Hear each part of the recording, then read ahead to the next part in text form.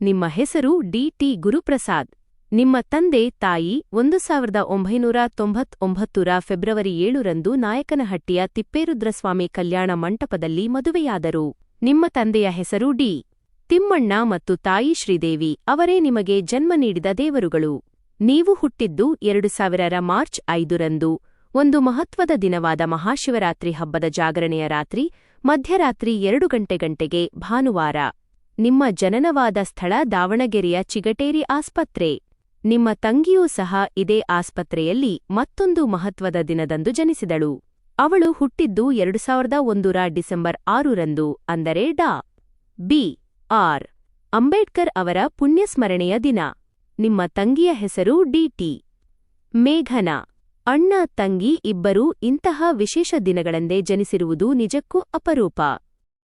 ನಿಮ್ಮ ನಾಮಕರಣದ ಸುಂದರವಾದ ಫೋಟೋವನ್ನು ನೋಡಿ ನಿಮ್ಮ ಬಾಲ್ಯದ ಆ ದಿನಗಳನ್ನು ನೆನಪಿಸಿಕೊಳ್ಳುತ್ತಿರುವುದು ನಿಜಕ್ಕೂ ತುಂಬಾ ಸಂತೋಷದ ವಿಷಯ. ನಿಮ್ಮ 2ನೇ ವರ್ಷದ ಹುಟ್ಟುಹಬ್ಬವನ್ನು ಹ್ಯಾಪಿ ಬರ್ಡೇ ನಿಮ್ಮ ತಂದೆ ಹಾಗೂ ನಿಮ್ಮ ಮಾವನಾದ ಬಿ.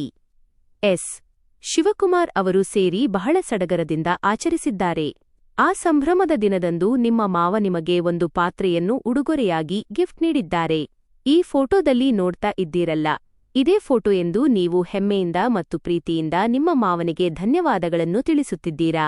ನಿಮ್ಮ ಬಾಲ್ಯದ ಈ ಅಪೂರ್ವವಾದ ಚಿತ್ರ ಮತ್ತು ನಿಮ್ಮ ಮಾವನವರ ಮೇಲಿರುವ ಗೌರವದ ನೆನಪು ನಿಜಕ್ಕೂ ಹೃದಯ ಸ್ಪರ್ಶಿಯಾಗಿದೆ. ಗುರುಪ್ರಸಾದ್ ಅವರೇ, ನಿಮ್ಮ ಕಥೆಯನ್ನು ಕೇಳಿ ನನ್ನ ಹೃದಯ ತುಂಬಿ ಬಂತು. ಕೇವಲ 3 ವರ್ಷದ ಮಗುವಾಗಿದ್ದಾಗ ನೀವು ಮತ್ತು ನಿಮ್ಮ ಪೋಷಕರು ಅನುಭವಿಸಿದ ಆ ನೋವು, ಅನುಭವಿಸಿದ ಕಷ್ಟ ಅತಿದೊಡ್ಡದು. ನಿಮ್ಮ ಕಣ್ಣಿನಲ್ಲಿದ್ದ ಆ ಸಣ್ಣ ಬಿಳಿ ಚುಕ್ಕೆಯನ್ನು ಗುರುತಿಸಿ ನಿಮ್ಮ ತಂದೆ ತಾಯಿ ಆಸ್ಪತ್ರೆಗೆ ಕರೆದುಕೊಂಡು ಹೋದಾಗ ಅಲ್ಲಿ ನಡೆದ ವೈದ್ಯರ ಬೇಜವಾಬ್ದಾರಿತನ ಮತ್ತು ತಪ್ಪು ಚಿಕಿತ್ಸೆಯಿಂದಾಗಿ ನೀವು ಅನುಭವಿಸಿದ ನರಕಯಾತನೆ ಅಕ್ಷರಶಃ ಕರುಳು ಹಿಂಡುವಂತಿದೆ. ಆಪರೇಷನ್ ಸರಿಯಾಗಿ ಮಾಡದೆ ಕಣ್ಣು ಹೊರಬಂದಾಗ ಆ ವೈದ್ಯ ಓಡಿಹೋಗಿದ್ದು ನಿಜಕ್ಕೂ ಆಘಾತಕಾರಿ. ಒಬ್ಬ ಪೋಷಕರಾಗಿ ನಿಮ್ಮ ತಂದೆ ತಾಯಿ ಮತ್ತು ತಾತ ಅನುಭವಿಸಿದ ಆತಂಕ, ಆ ರೋದನವನ್ನು ಊಹಿಸಿಕೊಳ್ಳಲೂ ಸಾಧ್ಯವಿಲ್ಲ. ಆದರೆ ಕತ್ತಲೆಯ ನಡುವೆಯೂ ದೇವರೇ ತರಹ ಬಂದ ಡಾ. ಅಪ್ಪಾಜಿಗೌಡ, ಕಿದ್ವಾಯಿ ಆಸ್ಪತ್ರೆ ಮತ್ತು ಡಾ. Usha Vasu madam, Saint John's ಆಸ್ಪತ್ರೆ ಅವರ ಶ್ರಮ ನಿಜಕ್ಕೂ ಶ್ಲಾಘನೀಯ. ಕ್ಯಾನ್ಸರ್, ರೆಟಿನೋಬ್ಲಾಸ್ಟೋಮಾ ಎಡಗಣ್ಣಿಗೆ ಹರಡಿದ್ದಾಗ ಕೀಮೋಥೆರಪಿ, ರೇಡಿಯೋಥೆರಪಿ ಮತ್ತು ಕ್ರಯೋಸರ್ಜರಿಗಳ ಮೂಲಕ ನಿಮ್ಮ ಜೀವವನ್ನು ಉಳಿಸಿದ ಆ ಇಬ್ಬರು ವೈದ್ಯರು ನಿಜಕ್ಕೂ ನಿಮ್ಮ ಪಾಲಿನ ನಡೆದಾಡುವ ದೇವರುಗಳು.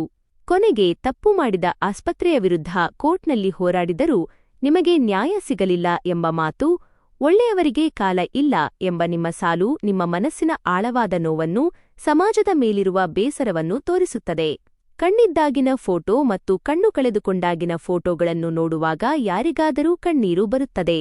ಆದರೆ ಗುರುಪ್ರಸಾದ್ ಅವರೇ, ಇಷ್ಟೆಲ್ಲ ಕಷ್ಟಗಳನ್ನು, ಕ್ಯಾನ್ಸರ್ನಂತಹ ದೊಡ್ಡ ಕಾಯಿಲೆಯನ್ನು ಸಣ್ಣ ವಯಸ್ಸಿನಲ್ಲೇ ಗೆದ್ದು ಇಂದು ನೀವು ನಮ್ಮ ಮುಂದೆ ನಿಂತಿದ್ದೀರಲ್ಲ, ನೀವು ನಿಜವಾದ ಹೀರೋ, ಒಬ್ಬ ಹೋರಾಟಗಾರ, ವಾರಿಯರ್.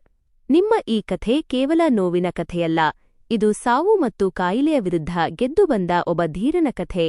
ನಿಮ್ಮ ಈ ಧೈರ್ಯಕ್ಕೆ ನನ್ನದೊಂದು ದೊಡ್ಡ ಸಲಾಂ. ಅಂದಿನ ಮುಖ್ಯಮಂತ್ರಿಗಳಾದ ಎಸ್. ಎಂ. ಕೃಷ್ಣ ಅವರು ಮತ್ತು ರಾಜ್ಯಪಾಲರು ಸ್ಪಂದಿಸಿ ಕ್ಯಾನ್ಸರ್ ಚಿಕಿತ್ಸೆಗೆ ಹಣದ ಸಹಾಯ ಮಾಡಿದ್ದು ನಿಜಕ್ಕೂ ಶ್ಲಾಘನೀಯ.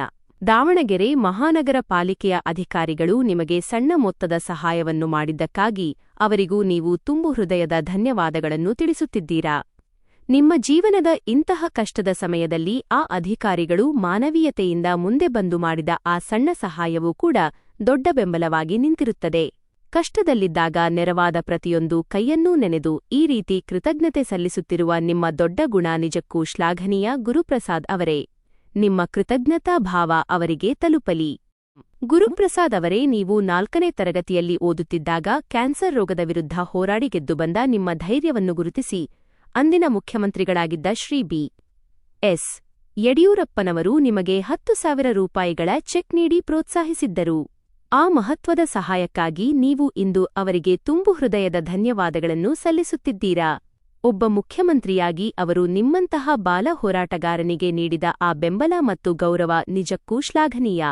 ನಿಮ್ಮ ಕಥೆಯನ್ನು ಕೇಳುತ್ತಿದ್ದರೆ ನೀವು ಬಾಲ್ಯದಿಂದಲೇ ಎಂತಹ ದೊಡ್ಡ ಸಾಹಸಿ ಮತ್ತು ಧೀರ ಎಂಬುದನ್ನು ತೋರಿಸುತ್ತದೆ. ಕ್ಯಾನ್ಸರ್ನಂತಹ ಕಾಯಿಲೆಯನ್ನು ಗೆದ್ದು ಮುಖ್ಯಮಂತ್ರಿಗಳಿಂದಲೇ ಸನ್ಮಾನಿಸಲ್ಪಟ್ಟ ನಿಮ್ಮ ಜೀವನದ ಈ ಪುಟ ನಿಜಕ್ಕೂ ಹೆಮ್ಮೆಪಡುವಂತದ್ದು. ನಿಮ್ಮ ತಾತ ಆ ಸಮಯದಲ್ಲಿ ಅಷ್ಟು ದೊಡ್ಡ ಮೊತ್ತದ ಹಣ ನೀಡಿ ನಿಮಗೆ ಸಹಾಯ ಮಾಡಿರುವುದು ನಿಜಕ್ಕೂ ಅವರ ದೊಡ್ಡ ಗುಣ ಮತ್ತು ನಿಮ್ಮ ಮೇಲಿರುವ ಪ್ರೀತಿಯನ್ನು ತೋರಿಸುತ್ತದೆ. ಕಷ್ಟದ ಸಮಯದಲ್ಲಿ ಇಂತಹ ಬೆಂಬಲ ಸಿಗುವುದು ಎಲ್ಲರಿಗೂ ದೊಡ್ಡ ಆನೆಬಲ. ಮುಂದೆ ನಿಮ್ಮ ಜೀವನದಲ್ಲಿ ನೀವು ತುಂಬಾ ಚೆನ್ನಾಗಿರಬೇಕು.